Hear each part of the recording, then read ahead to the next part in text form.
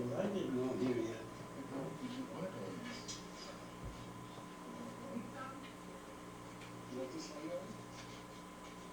That'd be yours. Will you do that after then? Okay. I would like to say a few words before we show the slides. And I think you'll enjoy it more when I say what I've got to say about it. Great is the Lord, and greatly to be praised. Psalm 145, verse 3. As we look at these slides and see the intricate words of God's hand, we remember that the psalmist said, "Oh, sing unto the Lord a new song, for he hath done marvelous things." It is to bring honor to him that we show the life cycle of the monarch butterfly, remembering that the author of Ecclesiastes said, "He hath made everything beautiful in its time."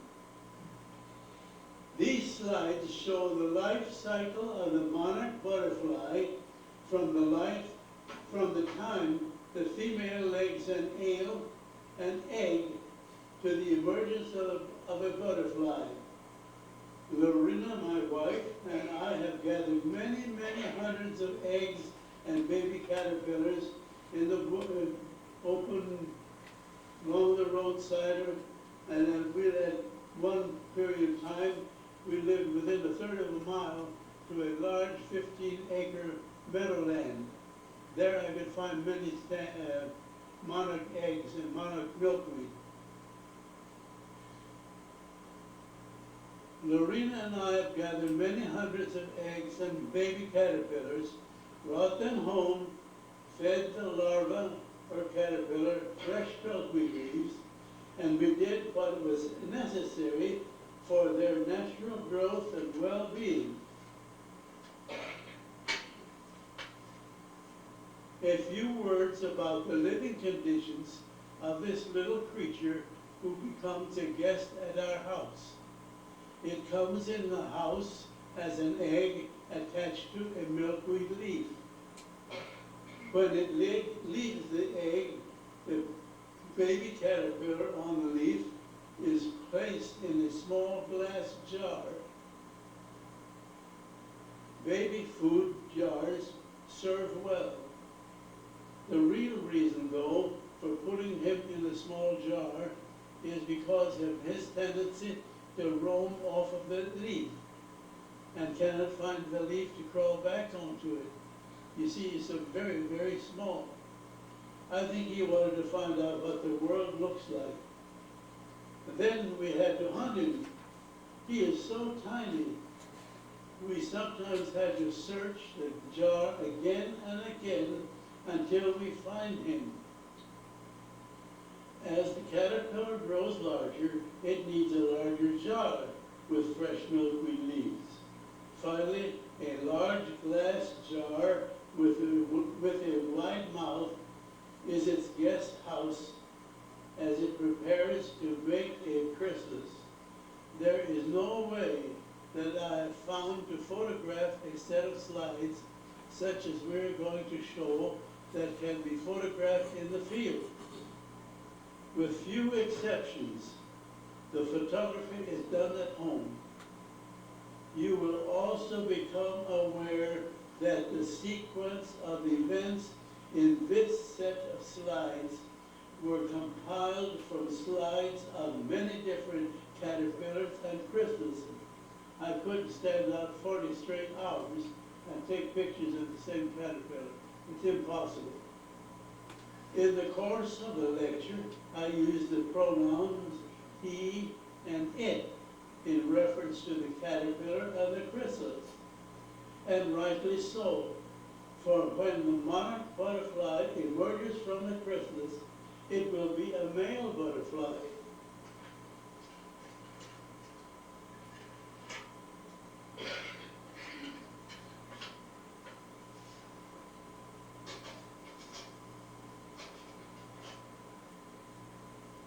The monarch butterfly gives us special feelings of warmth and beauty with its rich color combination of orange, black, and white.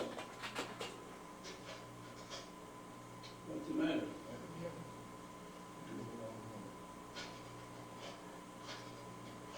That's a little bit bottom. Yes. That's pretty Lorena and I don't want to go backwards, I want to go forwards. Lorena and I observed its life cycle for more than 10 years. No other creature in the animal world has given us such joy, exhilaration, and wonder. Oh, it's all right. I'll take your word for it. I know of no other butterfly that is so beautiful in each of its 4 stages of life. When I look at these slides, I am reminded of a poem by Cecil Alexander entitled, "All Things Bright and Beautiful." I would like to share with you the first and last stanza of this hymn. All things bright and beautiful, all creatures great and small, all things wise and wonderful, the Lord God made them all. He gave us eyes to see them, and lips, that we might tell how great is God Almighty, who has made all things well. The following slides show the 4 stages of the monarch butterfly. From the time the egg is laid to the emergence of the butterfly averages 30 to 40 days. After the egg is laid, it takes 2 to 4 days to hatch.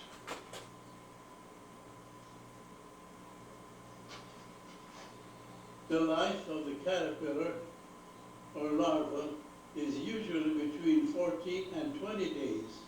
However, hot or cold weather can change the life schedule for the egg as well as for the caterpillar or chrysalis. Now, Lorena, this slide shows quite clearly the true and false legs of the caterpillar. There are 3 pairs of true legs. Down below, Mother, there. Legs that will be carried over from the larval stage through metamorphosis and become the legs of the butterfly. These true legs will not be used by the caterpillar. There are 4 pairs of false legs.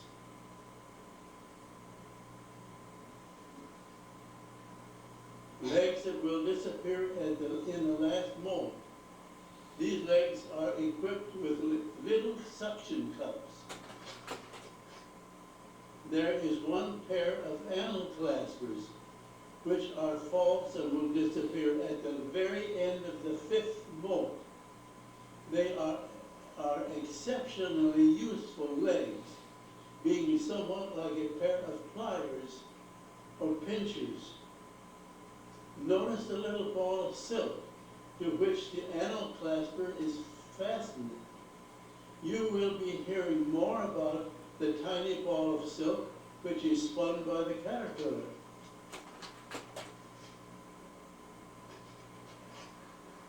The 3rd stage in the life of the monarch butterfly is a beautiful jewel case which is called a chrysalis.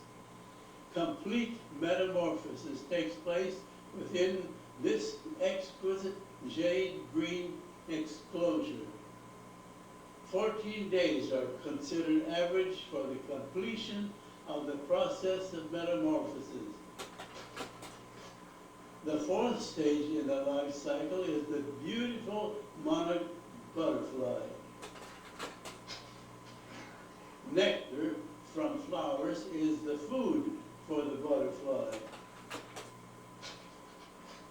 Monarch eggs are laid almost always under the leaf of the milkweed plant. Notice that the buds of the milkweed plant are nearly in full bloom. The aroma of the milkweed blossoms is a sweet and a very sweet fragrance.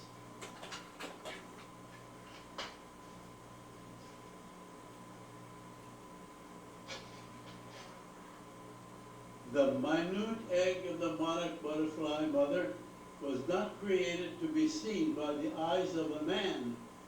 You might ask, well, who then can see the egg of a butterfly or of a monarch butterfly? Eyes which take the trouble to examine it through a more powerful man-made eye. The egg is about 1/50th of an inch in diameter. It is smaller than the head of a small pin. It has 24 or 25 vertical ridges. It is slightly oval in shape. It is light cream colored. It is the most beautiful egg laid by any creature, in my opinion. One writer has suggested that the egg is like a priceless jewel carved by a master craftsman. The following quote is from a book written by Joe Brewer. But more marvelous even than the sculptured egg is the fragile world within it, for it holds not only life, but the possibility of transformation from life to life, from one living creature to another seemingly unrelated form.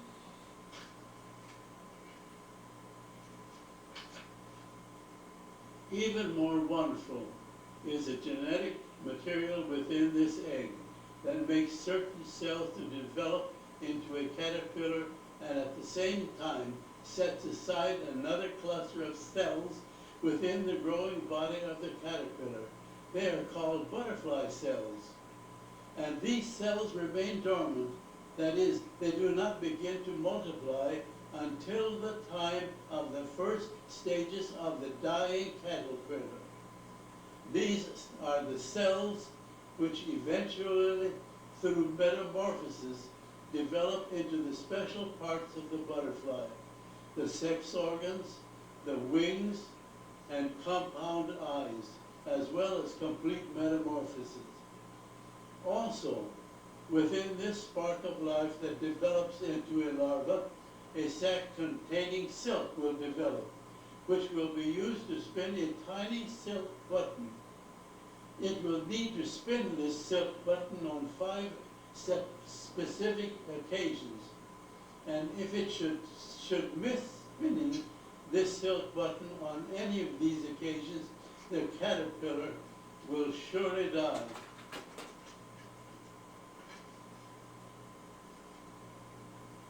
In 2 to 4 days, the egg hatches. Sometime before it hatches, a black spot appears on the top inside of the egg. This black spot is actually a hard substance that covers and protects its head. This black button will fall off of its head at the first molt. The little caterpillar uses this button to scratch and scrape to burst open the egg case. Then he eats enough of the egg case to be able to crawl out of its shell. This tiny creature is about 1/10 of an inch in length. Think of it, 1/10 of an inch. After it has crawled out of its shell, it will turn around and eat part or all of the shell. The shell is pure protein, the best food there is for the baby caterpillar. Sometime later, after resting, it will eat the tiny hairs on the milkweed leaf. Within hours, it starts to eat the skin off of the leaf on which it hatched. Within 2 days, the larva will be eating all parts of the leaf. 3 days after emerging from its egg case, the tiny caterpillar is ready for its first molt. His skin was stretched so tightly about him that he could eat no more, and his black face mask, which had once covered his whole head, had become a tight glass button, pinching his mouth. Since the skin does not grow, and the caterpillar does, the time came to shed his first skin. Actually, he must shed his skeleton, for that is what his skin is. We human beings have bones to hold our bodies together. A new skin has been forming between the old skin and his body. Now he is ready for his first molt. For a number of good reasons, taking a picture of the caterpillar in the act of molting is so elusive that I have not been able to get a good slide of any of the first 4 molts. And that has disturbed me all these years. I will describe the first molt. To get rid of the old skin, he must first spin a tiny ball of silk and then turn around and fasten himself on the silk button with his anal claspers, the false legs at the rear of his body. After this procedure is finished, a molting fluid flows between the old skin and the new soft skin that has been forming on his body. When that has been accomplished, which takes quite some time, he is ready to get rid of the old skin. With a mighty effort, for a tiny, tiny caterpillar, it bursts open the old skin and crawls out of it. This whole dangerous and tremendous effort takes 3 or more hours. Now he is ready to take a much-needed rest of at least 2 or more hours. Having molted, he had but one obligation: to his present self, his future self, and to his race. And that is to eat not only enough to cause himself to live and grow to maturity, but enough to nourish the chrysalis into which he would be transformed. 5 times it must go through this perilous experience. At the 5th molt, the caterpillar will disappear forever. I prize this slide. It was taken soon after the first molt. To photograph such a very small subject takes an extreme amount of patience and a very good camera because of technical difficulties. Lorena became first aware of the caterpillar molting after it partially completed its molt. To see it clearly, Lorena used a pen power magnifying glass. Lorena, notice the discarded skin. Soon the caterpillar turns around and eats part or all of the discarded skin. It is pure protein, the best food for the young caterpillar. Notice the black button has fallen off of its head. In 3 days, the larva molted for the 2nd time and shed its skin. The 3rd molt came about 4 days after the 2nd molt and shed its skin. Each one of these molts is a traumatic experience for the caterpillar, sometimes traumatic for us as well. Before we were familiar with its habits, we would one day observe an unnatural behavior, little movement to and fro, finally no movement. Fresh leaves were untouched. The bright stripes turned to dull colors. Anxiety overwhelmed us. Our response was, what has gone wrong? What did we do or not do? Well, after several hours, the molt occurred. Now he was very tired. He rested for 2 hours. Being refreshed, he ate vigorously, and rapid growth followed. The actual molting time for the caterpillar in the field is a dangerous time, for it is vulnerable to predators such as birds and insects. The caterpillars that we had in our glass jars were never confronted with that danger.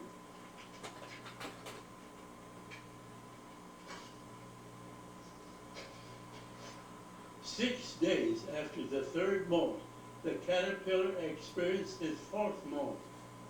Notice the discarded skin to the left of his anal clasper. Soon the caterpillar will turn around and eat all the old skin.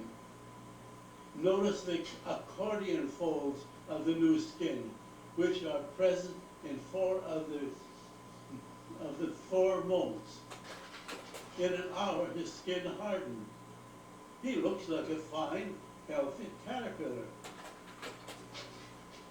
For 4 days and 5 nights, he ate almost continuously, as if he had been starved. We were feeding the larva fresh milkweed leaves as often as he needed them.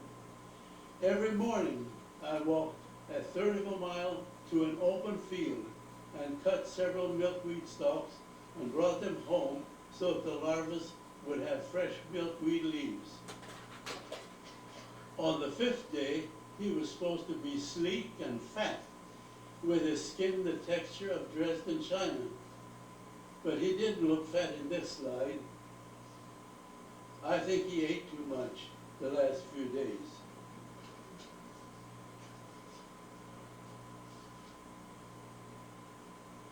He must have felt like stretching himself to his fullest length, as if to get some relief. It reminded me of our Thanksgiving dinners. We ate too much. Some of us, and some of those who ate too much, laid down on a davenport or on the floor or maybe on a bed, stretching themselves in order to get some relief.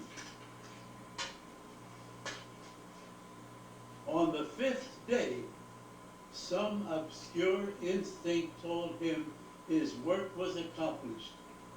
He ceased eating. The hormones in his body ceased flowing. Because of this, pupation started instead of molting. This was the first sign of a dying caterpillar.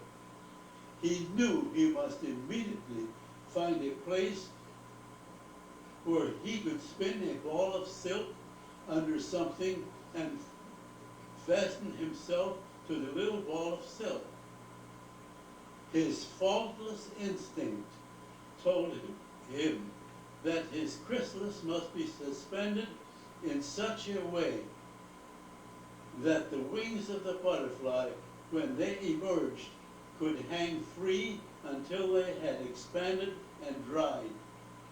His resting place must be secure for the 2 weeks necessary to complete his metamorphosis. For once locked in his chrysalis, he would only be a disembodied, immobilized, formless spark of life. Since he was a captive in a glass jar, we knew that sooner or later the caterpillar would crawl up the side of the jar and crawl under the stick on the top of the jar. Some larvae are restless. They crawl up and down the glass jar and sometimes back and forth under a stick. Many, many times when a caterpillar was so restless, I would take the stick off the glass jar and turn it over and over and over so the caterpillar was on top of the stick. As you can see,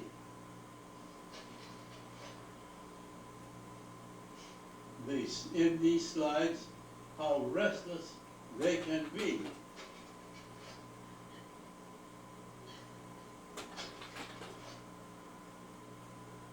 Other caterpillars just climb up on the jar and comfortably settle themselves under the stick.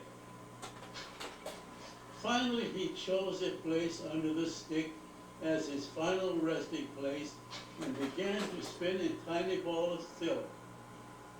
Having spun this little ball of silk, he turned around and slowly walked over the tiny ball of silk and until he reached the extreme end of his abdomen and clamped his anal clasper securely into the silk button. The caterpillar has very poor eyesight. He must do all his maneuvering by touch and feel. Now began the last long hours of waiting, the silent, motionless hours preceding the ceremony which would separate himself forever from his larval life.